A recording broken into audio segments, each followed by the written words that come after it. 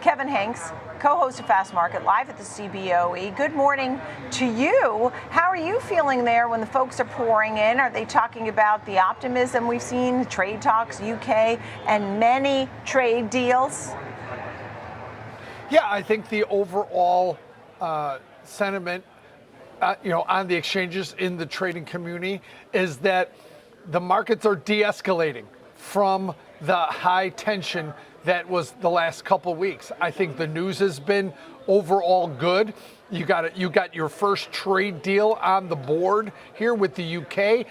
Kevin Hassett just what was quoted as saying, I'll quote, more deals like the UK coming in the coming weeks. So that's more good news. You've got Scott Bessent going to Switzerland to talk to China. Hopefully there'll be something there. I mean, the street was looking for 50% tariffs. President Trump came out and said he thinks more like 80, but he leaves it up to Scott Bessent to make that call. So we'll see. I think progress there is the key.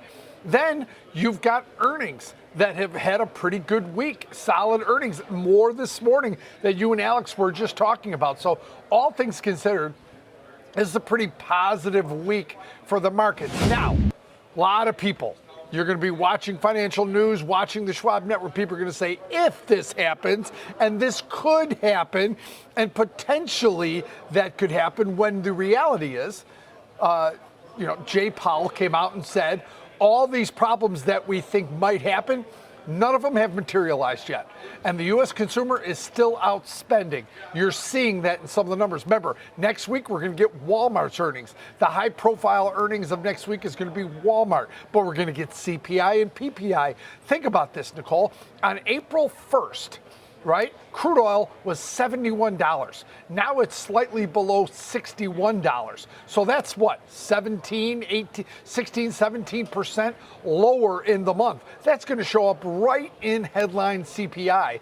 Take airfares that have been down 5.3% and 4% in the last 2 months. What's going to happen with those over the next month? So there's a lot of things that point to a pretty good inflation picture like you and Alex were talking about. So a lot of the fears, more dissipation of the fears, I think, is what you're seeing in the markets as we end the week with potential for good news over the weekend. Nicole? Right. And it's interesting how he's talked about the 80% level for China. It's up to Scott Bessent. In the meantime, Scott Bessent always says, ultimately, it'll be the president's decision. It's very interesting how they navigate the message. But the overall message is clear, and that is that trade talks are underway and has brought optimism to the markets the last few days. And maybe if we have a good day today, we could have a winning week on Wall Street. We'll have to wait and see. Right now, it's still a losing week. What about the Fed speakers today? We have a slew of them.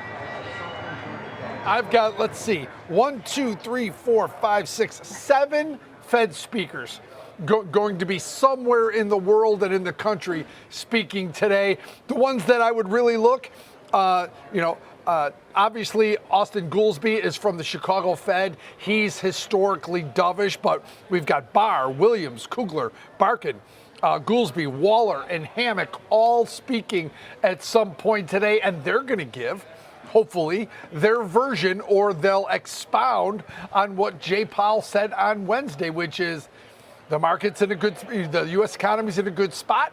We can afford to wait and be patient, and there could be risks in the future, but they haven't materialized yet. I would expect a lot of that, the same message, to coming from these 7 Fed speakers we're going to get during the day today, Nicole. Yeah, I mean, Trump is out sort of bashing Powell again, over the last 24 hours. I'm sure you saw some of that. But he can't get rid of Powell and the whole Federal Open Market Committee. That's not happening. But he wants them to cut rates. And right now, rates have been ticking a bit higher, right? When you look at the 10-year bond yield now, 4.38%. Yeah, remember, there was a famous interview with a Fed chairman who was asked, how many presidents have wanted you to lower rates? And he said, all of them, quickly. Every president wants lower rates. Now, the difference, this is a very high profile, out in the open, transparent pressure on the Fed to lower rates, as opposed to behind the scenes where there may have been other pressures. So I think that's just a different way of doing business that President Trump, the Trump administration has versus other presidents. But you shouldn't assume this is a one-off event, that a president of the United States wants lower interest rates. They all do, Nicole. Right. Who was that interview with? It dropped when you said the name. That was... I thought you said a name and I missed it. That's okay. It's okay if you don't know who it was. Yeah. That's fine. Yeah. But I get it. I just wanted to make sure I didn't miss it. Last but not least, as we think about the CPI and PPI for next week, that's something that'll be in focus. Right now, people are feeling pretty happy that we're not at the bottom and we've come up off the bottom. The question is whether or not the bottom is in for the market, and some of those prints next week will be very telling, too. Next week's going to be a big week in two ways. You're going to get some inflation data from CPI and PPI, and you're going to get news on the U.S. consumer from retail sales data and Walmart's earnings. Oh, yeah, that's a goodie. The Walmart earnings that's going to be so telling, particularly with the China story.